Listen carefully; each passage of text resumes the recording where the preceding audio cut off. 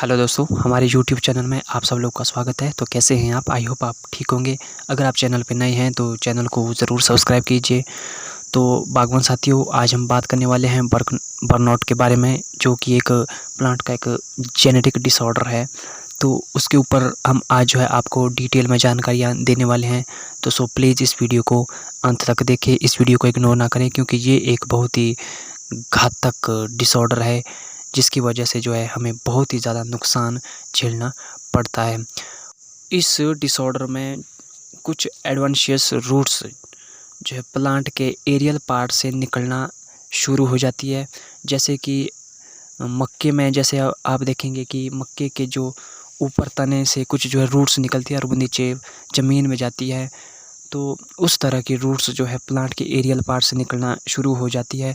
और पहले साल में जो है एक सिंगल एडवेंशियस रूट जो है निकलती है, फिर दूसरी निकलती है, फिर तीसरी निकलती है, और नेक्स्ट ईयर 1-2 साल में वहाँ पर पीछे जो है गांठ बढ़ना शुरू हो जाता है। और धीरे धीरे जब टाइम बीतता जाता है, साल दर साल बीतते जाता है, तो वहाँ पे जो है पीछे जो गांठ बनती है वो धीरे धीरे बड़ी हो जाती है। और उसमें जो है कुछ रूट्स की तरह जो है छोटे छोटे रूट्स जो है उसमें होती है, जो कि बिल्कुल ही किसी भी काम की नहीं होती है।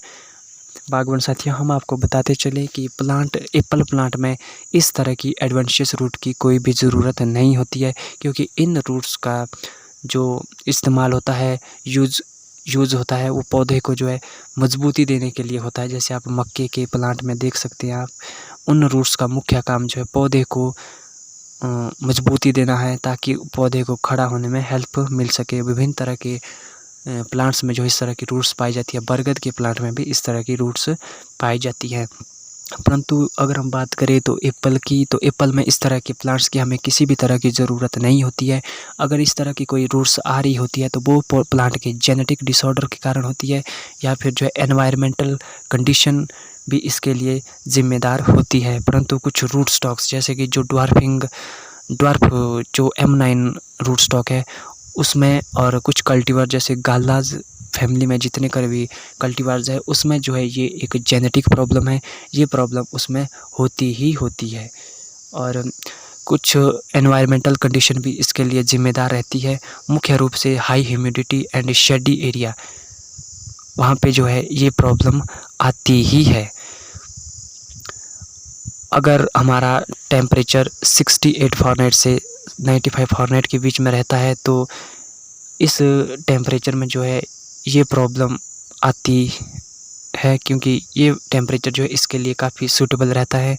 और अगर हमारे बगीचे में कहीं पर ह्यूमिडिटी ज़्यादा रहती है, या प्लांट के किसी पार्ट में जो है ह्यूमिडिटी ज़्यादा रहती है, तो वहाँ पर भी जो है इस तरह के जो एडवेंशियस रूट निकलना शुरू हो जाती है, और उसके बाद वहाँ पे गांठ बढ़ना शुरू हो जाती है। तो कुछ समय के बाद धीरे धीरे जैसे ही ये गांठें जो है बड़ी होने लगती है, तो उस कुछ समय बाद जो है इसमें वुली एफिड आ जाता है, और वुली एफिड जो है इसमें अपना घर बना लेता है, जिसके कारण वो प्लांट के इस पार्ट को डैमेज करना शुरू कर देता है। जैसे जैसे ये पार्ट जो है डैमेज होता है, तो वहाँ से जो है प्लांट में जो वहाँ पे कैंकर लग जाता है, और उसके बाद जो है पौधा जो है ख़त्म हो जाता है। तो आइए अब बात करते हैं इसके ट्रीटमेंट की।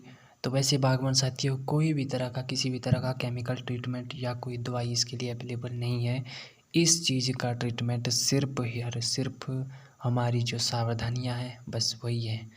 सबसे पहले हमें इस बात का ध्यान रखना चाहिए कि ये जो प्रॉब्लम है, जो तो जेनेटिकली होती है ना, उनका तो कुछ नहीं कर सकते। जैसे ह्यूमन में जेनेटिकली कुछ प्रॉब्लम होती है, तो उसी तरह प्लांट की वो एक जेनेटिकल प्रॉब्लम होती है। परंतु कुछ एक स्थितियों में जो कि एनवायरमेंटल कंडीशन के कारण होती है, उन स्थितियों को हम जो है ध्यान में रख के जो है इस बीमारी से थोड़ा हम छुटकारा पा सकते हैं। तो सबसे पहले जो हमारे, अगर आमतौर पे आपने देखा होगा कि जो प्लांट का जो तना होता है नीचे सॉइल के पास, वहाँ पर भी जो है इस तरह का कुछ जो गांठ जैसी वो बन जाती है। तो उसमें हम क्या कर सकते हैं कि उसमें जो हमारा घास वगैरह होता है उसको हम निकाल लेंगे, और तौलियों को एकदम खाली रखेंगे, उसमें कोई घास नहीं होना चाहिए, ताकि वहाँ पे जो है हवा आती जाती रहे, वहाँ पे कोई नमी ना हो, और टेम्परेचर भी वहाँ का एक मेंटेन्ड टेम्परेचर हो। तो वैसी स्थिति में भी जो है इस बीमारी पे कंट्रोल पाया जा सकता है। और दूसरा है हमारा सर्जिकल मेथड। अगर कहीं पे जो है कोई छोटा अभी गांठ हो या अभी जो है बन रही हो, तो उस स्थिति में जो है हम क्या कर सकते हैं कि उस स्थिति में हम जो उसको जो है चाकू से छील सकते हैं। तो उसके बाद वहाँ पे जो है पेंट लगा सकते हैं, तो उसके बाद वो धीरे धीरे रिकवर हो सकता है।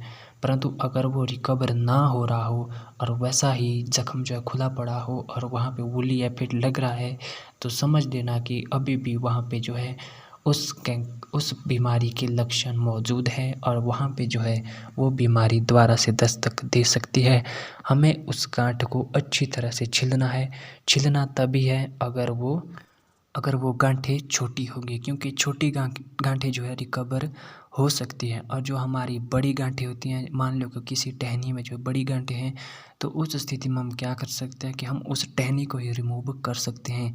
क्योंकि उस टहनी को रख के हमें कोई फ़ायदा नहीं है, क्योंकि जो भी एनर्जी रूट के द्वारा प्लांट में जाएगी वो उस गांठ में जो है लग जाएगी। वो गांठ जो है धीरे धीरे बड़ी हो जाएगी, जिससे जो है पौधे के स्ट्रक्चर पे जो है फ़र्क पड़ेगा। क्योंकि गांठ से ऊपर की जो टहनी होगी वो जो है वीक हो जाएगी और इन फ्यूचर जब उसमें कभी क्रॉप लगेगी तो वो जो है वहाँ से टूट जाएगी।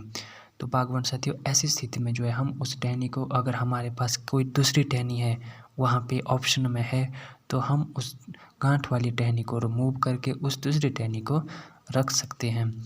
तो बागवान साथियों, अब हम बात करते हैं कि क्या सभी प्लांट्स में जो है ये जो है नुकसानदायक रहता है। कुछ जंगली प्लांट्स की अगर हम बात करें तो जो है खड़ी ढलान पे जो कुछ प्लांट्स होते हैं जंगलों में, तो उस स्थिति में जो है इन गांठ से जो है वहाँ से जो है नए प्लांट जो है यानी कि नए शूट्स जो है निकलते हैं। उस स्थिति में ये जो है फ़ायदेमंद रहती है उस प्लांट के लिए, परंतु सेब के लिए ये हमारे लिए काफ़ी नुकसानदायक होता है। अगर जो है हालांकि जो है हर एक गांठ की जो है ट्रीटमेंट करने की ज़रूरत नहीं पड़ती है, परंतु अगर हमें ज़रूरत पड़ती है तो हमें इसे, अगर छोटी हो तो उसे जो छील देना चाहिए। अगर जो है बड़ी हो गई हो तो हमें उस गांठ को ही, उस प्लांट या उस टहनी को ही रिमूव कर देना चाहिए। आमतौर पे इससे कोई ज़्यादा नुकसान नहीं होता है, परंतु धीरे धीरे अगर कहीं ज़्यादा जो है प्रॉब्लम हो तो उस टाइम जो है उस पौधे को या उस टहनी को रिमूव करके ही फ़ायदा है। क्योंकि इस गांठ के कारण उस पौधे में ना तो ग्रोथ होगी, ना उसमें क्वालिटी बनेगी, ना कुछ और बनेगा, वो ऐसे ही बेकार सा बन जाएगा। तो बागवान साथियों, आज के वीडियो में बस इतना ही। मिलते हैं नेक्स्ट वीडियो में, तब तक के लिए जय जवान जय किसान।